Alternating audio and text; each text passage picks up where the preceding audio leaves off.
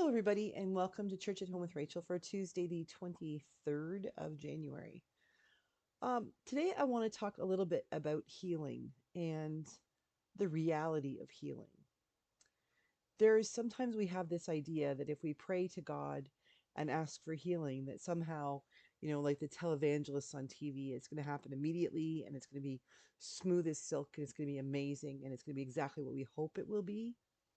And the reality is that, yeah, sometimes maybe that does happen for some people, but for the average Joe, for the average Rachel, not so much. And I was thinking about this the other night. On last Friday night, I went out and I was invited to do the prayer over the grace for the meal, and then the prayer, the benediction at the end of the evening for the Robbie Burns night in Edgerton, one of the village of Edgerton, which is where one of the churches I serve is. Um, and I was very, very self conscious because I have the second of two cold sores in 2 months. I get cold sores ever since I was 9 years old and I got pneumonia.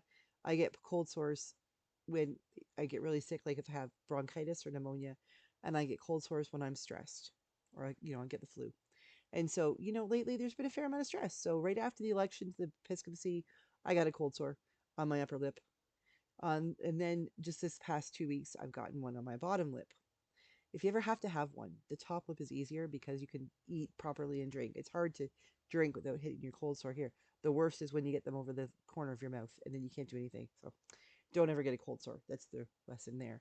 Um, but I realized I was sitting for dinner and I thought, I'm so embarrassed. This thing looks, it feels to me like the world can see it. It's like when you're a teenager and you have a zit. It feels like it's the size of, the Superdome or something. Um, and it isn't. People aren't really paying attention to it, but you feel like they are. But I have this cold sore, and of course they're not pleasant. They itch and they're sore and they ache and things like that. And the other night, about probably a week ago, I was sitting in my chair, in this chair actually, reading a book. Rob was watching TV, and I thought, you know what? The scab feels loose. I'll just help it off. I'll take the scab off. So I pulled the scab off. That bloody scab wasn't loose. It hurt like hell to take it off. But I thought, there you go. And I went to bed thinking, there you go, cold sore's gone. Well, no, woke up, scab was twice as big because it wasn't done healing. There was a reason why it had to scab over, to protect the wound so that underneath the scab it could grow, it could heal. And I realized that because the scab started coming off again because I hit it with my napkin on Friday night.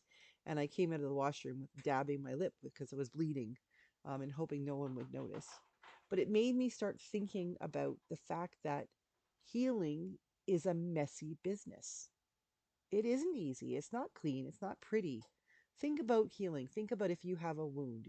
When you're a kid and you're riding your bike for that first time and you fall off and you skin your knee and it gets all, dirty. Your mom or dad has to clean it with iodine and pull the pebbles and stuff out of it. And then they put the bandage on it and all the gauze and everything.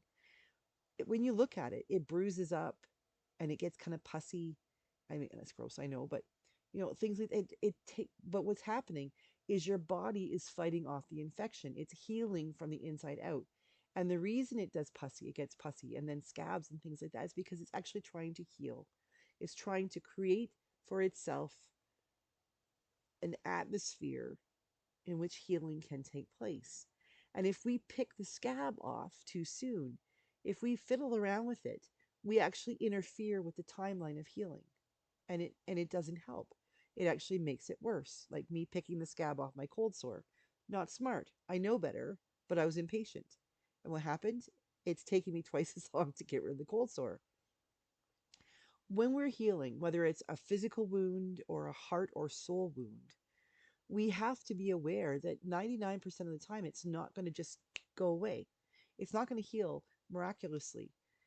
It does heal miraculously, but not overnight miraculously. It's a difficult thing to get through.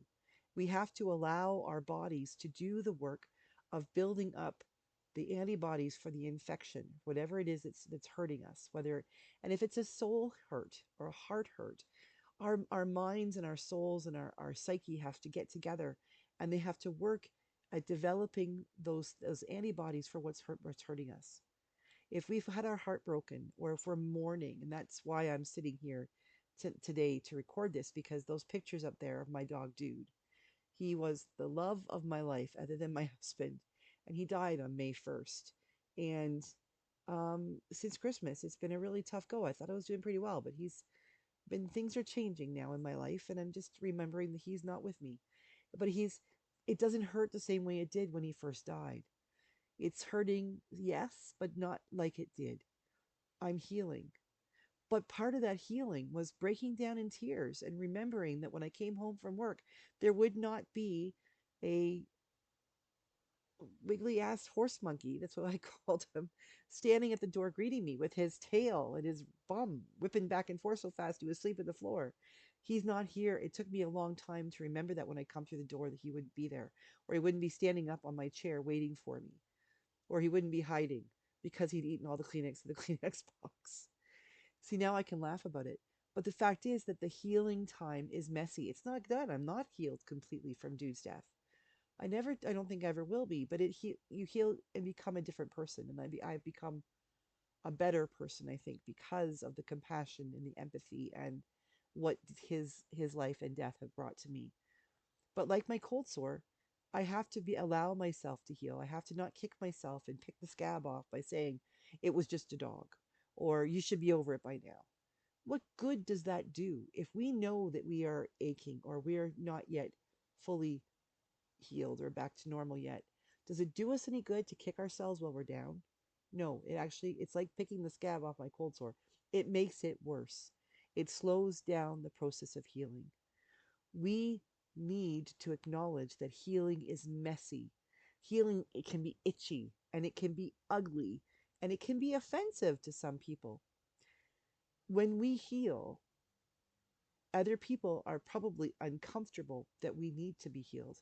How many people are comfortable around someone else's illness or someone else's pain? It's sort of natural. It's very difficult for people to be around that.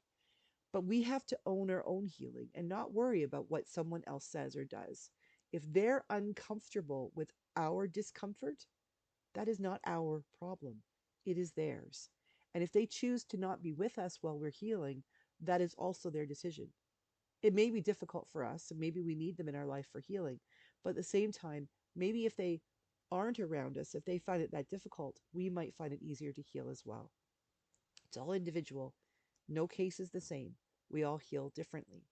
But I really think that we need to give ourselves permission to be grumpy and to be itchy and to feel ugly and to do all of those things that we do when we're healing, whether it is a physical wound, a cold sore, whether it is our heart being broken, mourning of the loss of a person or an opportunity, a transition in your life, whatever it is that you need to be healed of, please be patient with yourself and allow yourself to embrace the ugliness that is healing. It's messy and it doesn't look pretty, but it doesn't need to, because it's not really about what it looks like on the outside. It's about what's happening on the inside. If you have a wound, even if a spiritual wound, and it looks all pussy and scabby, that means that on the inside, your body is doing the work it needs to kill what is hurting you, to get rid of all the junk that's in you, to expel it from your soul so that you can be healed once again. So if you're going through a time of healing, if you're going through a time when you feel like you've got pus or scabs on you or on your soul, don't be discouraged. Be encouraged, because that means that you and your body and your soul are doing the work it needs to do to get healthy. And even if you've got a scar left over, I've got several from cold sores over the years, even if you have a scar left over where you needed to heal, the truth is that the scar isn't ugly. It's proof of healing. It's proof that you recovered. It's proof that you're resilient. It's proof that God has helped you walk through something and come out on the other side. So whatever you're going through right now, if you're going through something that feels like you need healing, or you recognize that the healing you're in is messy and ugly and gross and all that stuff, give thanks to God that it is, because it means it's working. It means you're on the path toward being in better health again, whether it's physically or spiritually. So give thanks to God even when you're a mess.